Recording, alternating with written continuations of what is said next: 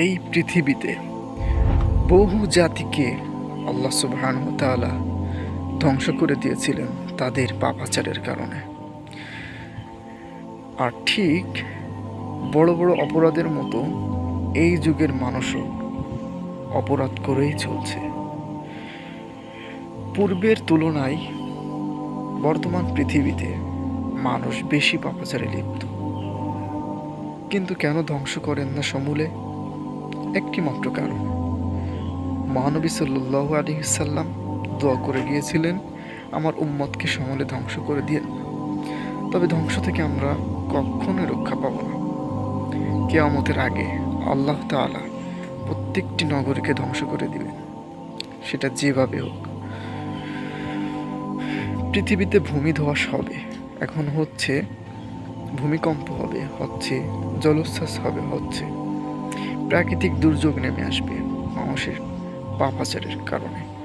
আল্লাহ তাআলা কোরআনের মাধ্যমে আমাদেরকে জানিয়ে দিয়েছেন যে জলস্থলের যে সমস্ত বিপর্যয় দেখো, সেটা তোমাদের দু হাত পায়ের কামাই। তো আল্লাহ ছাড় দেন, কিন্তু ছেড়ে দেন না। এই মানুষ, এই জাতি টেকনোলজি, বিজ্ঞান অনেক কিছুতে উন্নতি লাভ করলেও নৈতিকতায় কোনো উন্নতি লাভ করতেছে না। যাদের কোনো নৈতিক জ্ঞান নাই, তারা যতই টেকনোলজিতে উন্নতি লাভ করুক, তাতে কোনো আসে যায় না। একটা বিল্ডিংয়ের কোনো প্রয়োজন নাই যদি নৈতিকতা না থাকে।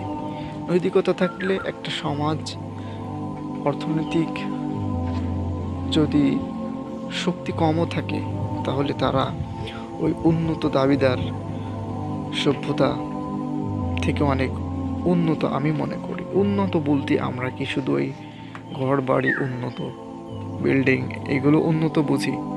আসলে উন্নত বলতে সবথেকে গুরুত্বপূর্ণ বিষয় মানুষের চারিত্রিক।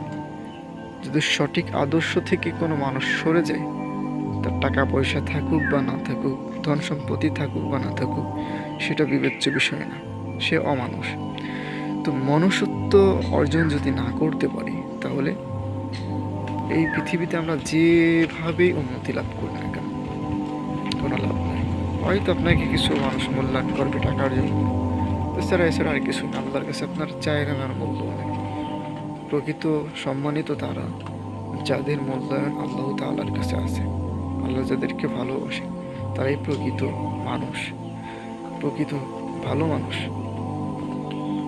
আশা করি বিষয়টা আপনারা সবাই বুঝতে পেরেছেন। আল্লাহ তাআলা আমাদের ভালো হওয়ার তৌফিক দান করুন।